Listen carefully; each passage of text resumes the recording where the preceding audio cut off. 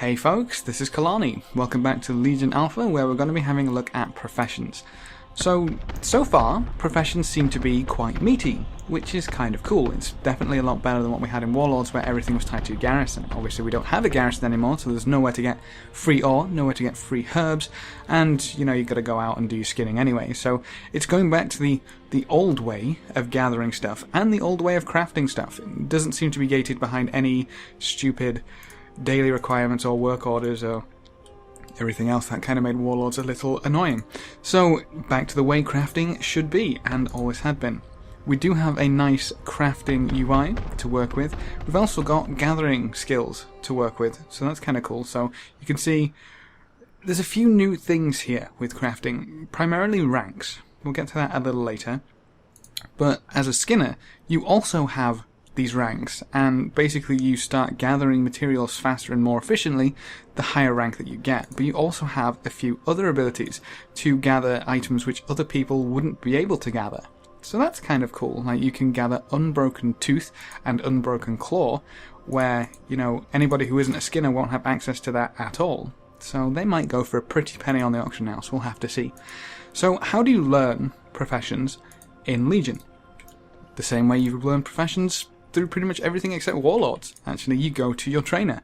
None of this finding a random item and then doing a quest line. There are some quests involved, and you do need to do a little bit of legwork, but you go to your trainer, and all of these are in Dalaran. So you can learn your leatherworking, and then to get access to 800, the 700 to 800 chunk, you'll need to do a quest. That quest is basically go get some leather, or go get some ore for blacksmithing, go get some cloth for tailoring. So it's just get a sample of what we'll be working with Legion content. So that's kind of cool. Bear in mind that you can still do this from level 1 leatherworking. So I have very low leatherworking, 4 out of 800. So you can see you can do all of this like you could with Warlords straight from 1. So you could just pick it up and go. There's no having to worry about getting to 700 before Legion launches. So that's nice. Skinning is also the same. You can skin pretty much anything in Legion so far, anyway, with level 1 skinning. Now, the really nice thing is that you don't have scraps. So you do get the actual leather, so you don't have to worry about being less efficient below 700. So that's cool too. Now, recipes. How do we get our recipes? The first ones are going to come from quests. These quests are typically go out, do us a favour, maybe get some armour from an indigenous species. For leatherworking and the male specifically, it was go get some Naga stuff, bring back some Naga stuff, and we'll have a look at it, see how it fits together, and we'll try recreate it. So that's what you do. The quests for this is actually kind of fun. It throws me right back to vanilla, because you have to make individual parts of the armor that you're creating. So, for example, back in vanilla, you had to create the sole of a boot and the lining and then stitch them together. That's how this works. You create a, strap, you create an outer casing and maybe a bit of lining, and then strap it all together and see what happens, and you complete the quest. Sadly, actual leatherworking, I'm not sure if I should say sadly or not, but you don't actually do that for creating actual recipes. You create actual recipes as you do now, just all the raw materials, throw them in there and we'll stitch it together somehow. So it's only for the practice quests, I guess. If you're wondering about gathering, it's the exact same thing. You get a quest, go carve some stuff, go mine some stuff, go pick up some herbs, bring them back, and you'll unlock access to 800. Now, ranks are a different thing. Ranks are unlocked upon getting the recipe. So you kind of need to learn the recipe twice, if that makes sense. The way that this was done with leatherworking, and I assume pretty much everything else, is that you go and do another quest.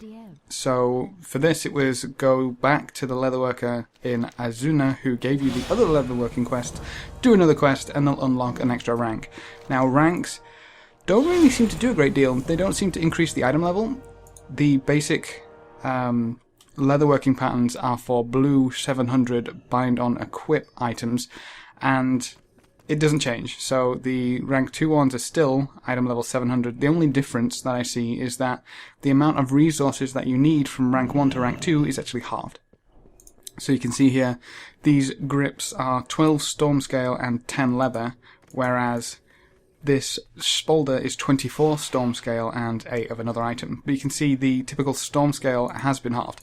And then you've got 19 and 38 somewhere down here.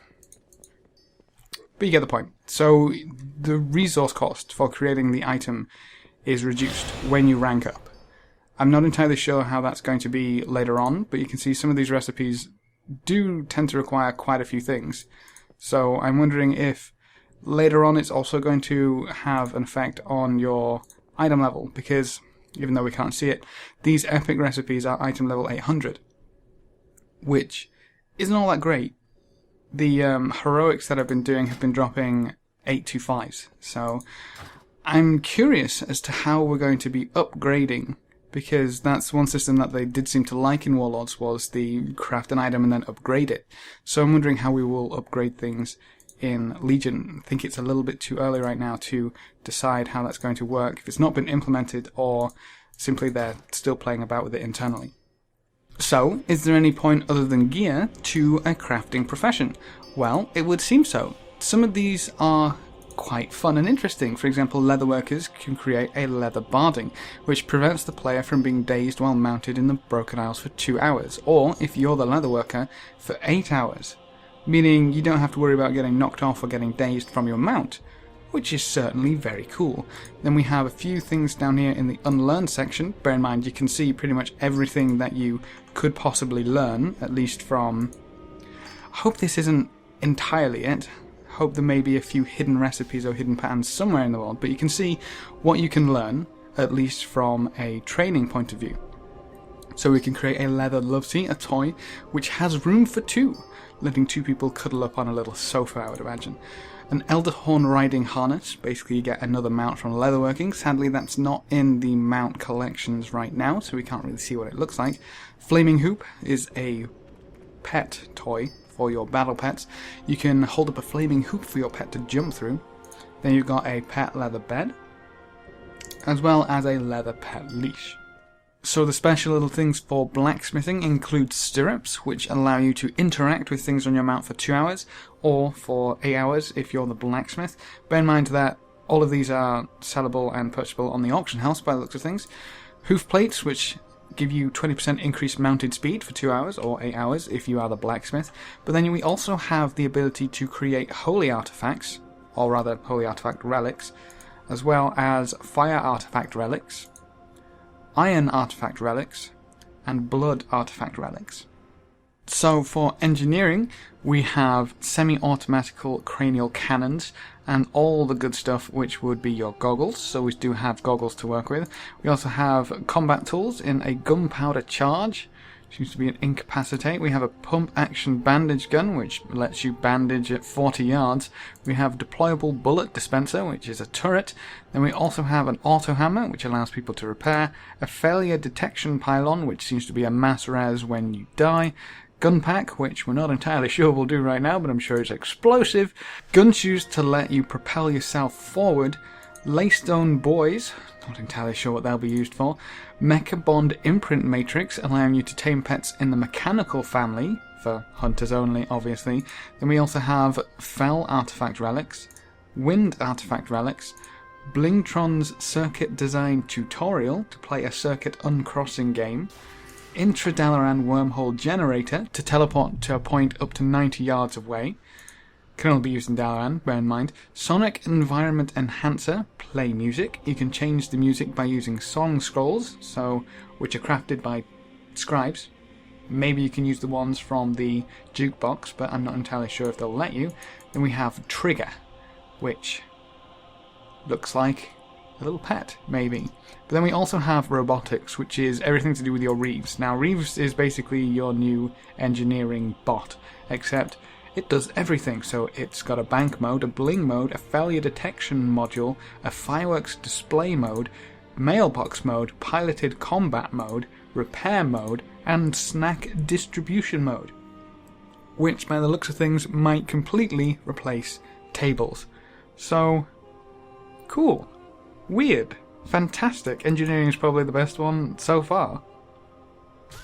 Up next is jewel crafting.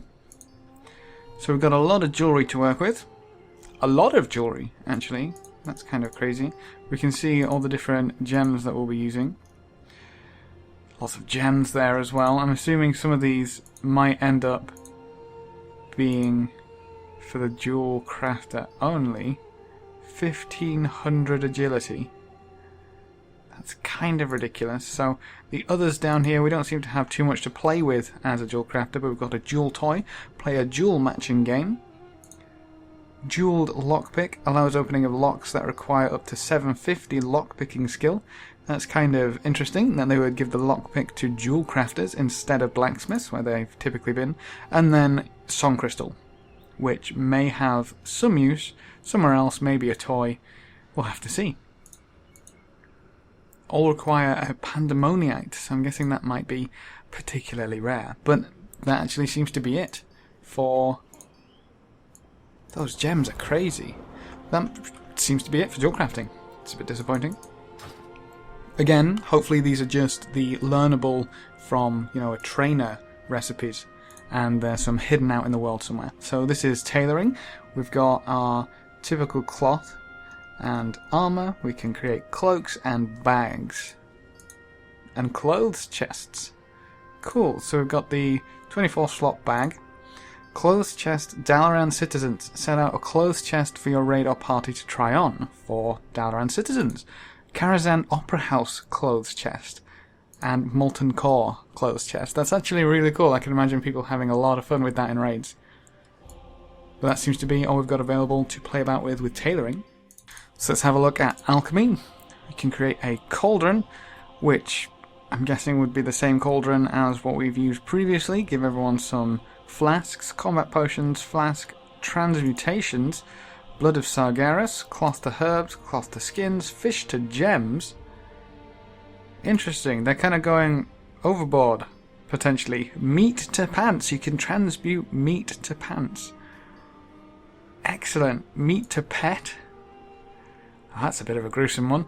Ore to cloth, ore to herbs, skins to ore, and wild transmutation. That might be a wild card one. Maybe I'll do something specific. We'll have to see. You got your Alchemist Stone Trinket, as always. And then we've got utility potions. Draught of Raw Magic. Doesn't say what it does. Doesn't say what it does. So I'm guessing none of these are going to say what they do, and we might have to find out, or they may not have been implemented yet. Sky Step probably makes you go either flying or very high into the air. And that seems to be everything for alchemists. There's a crazy amount of transmutes, that's really cool. And then inscription, we already know we should be able to make song scrolls in here somewhere. You've still got your merchant order. Interesting. We've got cards, Prophecy Tarot and Dark Moon Card of the Legion. So I'm guessing people are probably going to make a stupid amount of gold off of those at the start, as we always do.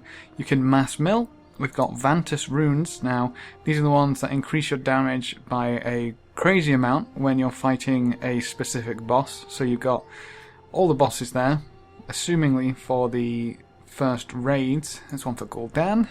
That's probably good. I don't understand. How can they balance a damage increase of 1000% while fighting a specific boss? I know they've got a long cooldown and you can only use one per week. So you can destroy one boss every week. That's interesting. You've even got the world bosses there. So, cool. Scrolls of Forgotten Knowledge. Read the scroll and learn something.